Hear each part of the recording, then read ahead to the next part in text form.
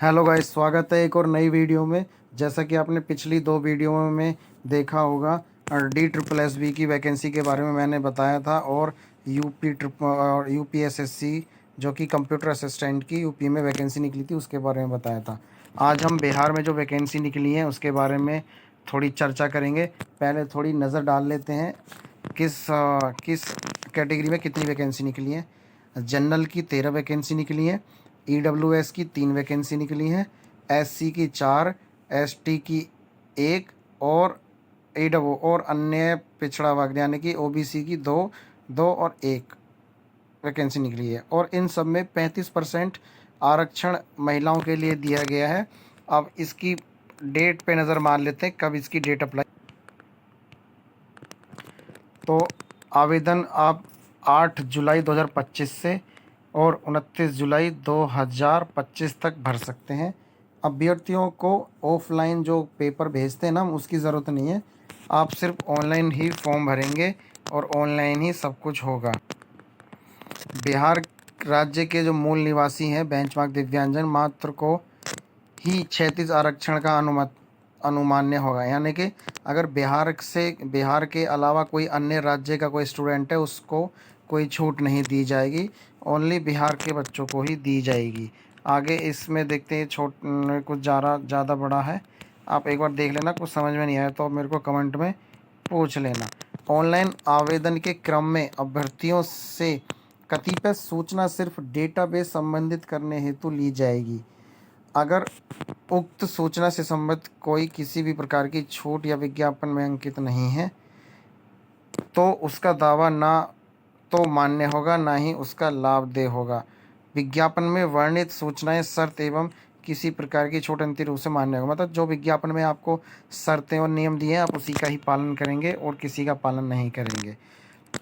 आयोग द्वारा कुछ जो डॉक्यूमेंट की ज़रूरत पड़ेगी उसकी क्या क्या, जैसे मैट्रिक का प्रमाण पत्र, 10th का सर्टिफिकेट होना चाहिए, 12th का यानी कि इंटरमीडिएट सर्टिफिकेट होना चाहिए, और कैटेगरी में जो भी आपका कैटेगरी वाइज है SC ST या OBC जो भी है आप उसका सर्टिफिकेट दिखाएंगे। बिहार के राज्य स्थायी निवासी अनारक्षित वर्ग यानी कि जो बिहार के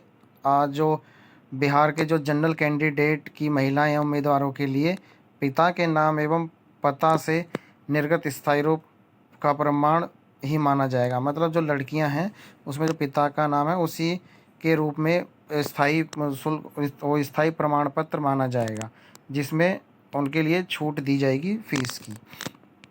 और आगे हैं, देखते हैं और क्या है इसमें। जैसे और भी है, केंद्र सरकार, बिहार सरकार या किसी अन्य सरकार के अधीन किसी भी पद पर नियुक्ति हो तो परीक्षा में भाग लेने हेतु सक्षम प्राधिकरण द्वारा निर्गत अनापन पत्र यानी कि नो ऑब्जेक्शन सर्टिफिकेट आपको देना पड़ेगा। अगर आप कहीं भी ये इन सेंटर में आप जॉब कर रहे हैं तो आपको नो ऑब्जेक्शन सर्टिफिकेट देना पड़ेगा। पहचान पत्र देना पड़ना, पहचान पत्र के लिए यानी कि फ़ोटो जैसा आवेदन का दावा मतलब दिया हो, 4 फोटो हाल ही में खींचा होना चाहिए। अब लिखित परीक्षा हेतु भरे गए फॉर्म आवेदन की हार्ड कॉपी प्राप्ति, जैसे आप आवेदन भरेंगे तो उसका प्रिंट आउट आप निकाल लेना। और शुल्क मतलब क्या क्या फ़ीस दी गई है ये देखते हैं। सामान्य अभ्यर्थियों के लिए 600 रुपये और केवल बिहार राज्य के अनुसूचित जाति और अनुसूचित जनजाति के लिए 150 रुपये। कहने का मतलब जो बिहार के SC और ST हैं उनके लिए 150 रुपये है और जो बाकी अन्य हैं उनके लिए 600 हैं। बिहार राज्य की स्थायी निवासी सभी आरक्षित एवं अनारक्षित वर्ग महिलाओं, मतलब बिहार की जो महिलाएं हैं उनके लिए भी 150 है और SC ST के जो भी हैं उनके लिए भी 150 है। दिव्यांगजन के लिए 150 है और अन्य उम्मीदवारों के लिए 500 है। मतलब जो बाहर राज्य के जो फॉर्म भरेंगे ना उनके लिए क्या बोलते हैं 600 रुपये है, तो उनको जनरल की तरह ही ट्रीट किया जाएगा।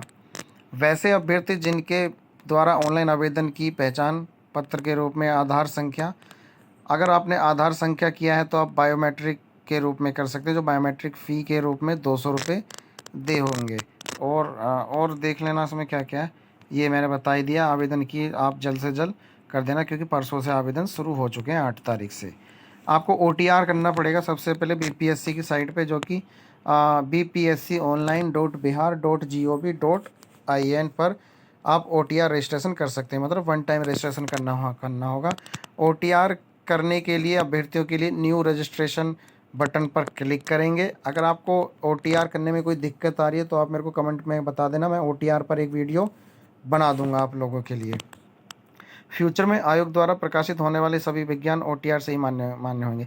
जैसे मतलब अभी SSC ने OTR कर दिया है ना, तो अभी BPSC ने भी OTR कर दिया है। मतलब एक बार आप OTR कर लेंगे तो जितने भी फॉर्म निकलेंगे आप OTR से ही कर सकेंगे। OTR किसी भी परीक्षा के लिए आवेदन नहीं है, मतलब ये सिर्फ BPSC के लिए ही लागू है। यह केवल आवेदकों से जानकारी एकत्र करना एवं प्रत्येक आवेदक को अपनी प्रोफाइल बनाए रख, मतलब ये एक तरह से प्रोफाइल बन जाएगी आपकी, और इसका ID पासवर्ड आपको बनाना होगा। OTR के लिए वैध सक्रिय OTR के लिए एक आपकी ईमेल ID होनी चाहिए वर्किंग में, एक फ़ोन नंबर होना चाहिए वर्किंग में, और अपने ईमेल के इनबॉक्स या स्पैम में अपना ईमेल OTP देख सकते हैं। मतलब कभी कभार आपका ईमेल नहीं आता ना, तो उसमें तो आप जो ना वो कभी कभार स्पैम में दे दिया जाता है। और ये OTR से संबंधित कुछ वो हैं, एक से अधिक OTR मान्यता नहीं होगा भाई। आप अगर आप एक अभ्यर्थी हैं तो आप एक ही OTR करना पड़ेगा, ये साइट दे रखी है। और कुछ देखते हैं, कुछ इंस्ट्रक्शन है डिजी लॉकर के द्वारा आप कर सकते हैं। मतलब OTR की जो प्रक्रिया होगी ना, डिजी लॉकर का एक मेरी पहचान पोर्टल खुल जाएगा। मतलब डिजी लॉकर में आप खोलेंगे तो एक मेरी पहचान करके पोर्टल खुल जाएगा। जिन अभ्यर्थियों के पास डिजी लॉकर का अकाउंट है तो डिजी लॉकर का कंस्टेंट OAMS को देते हुए साइन इन करना होगा। मतलब अगर तुम्हारे पास और डिजी लॉकर है तो आप उसमें साइन इन कर लेना मेरी पहचान पोर्टल पर, उसमें सारी आपकी इन्फॉर्मेशन आ जाएगी।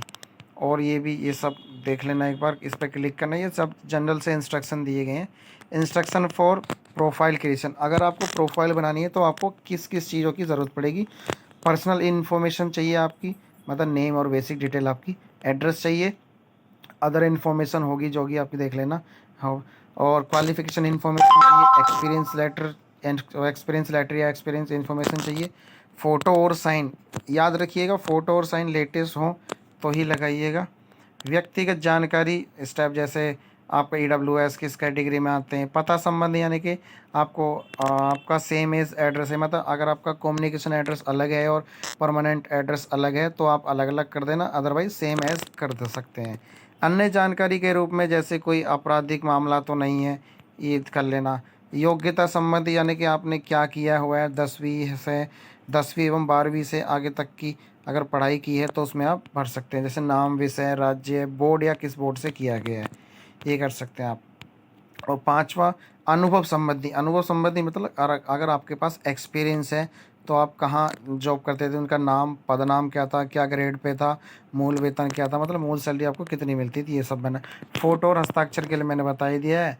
20 KB के रूप में होना चाहिए। विड्थ होनी चाहिए 150 से 220 के पिक्सल के बीच में, और हाइट होनी चाहिए 250 से 320 के पिक्सल के बीच में होनी चाहिए, और सेव पर बटन कर लेंगे। एक बार OTR हो जाएगा तो आपकी पूरी इन्फॉर्मेशन ज़्यादा, मतलब एक बार OTR करने के बाद आपको ज़्यादा समय नहीं लगेगा फॉर्म भरने, जैसे SSC में आपने भरा होगा।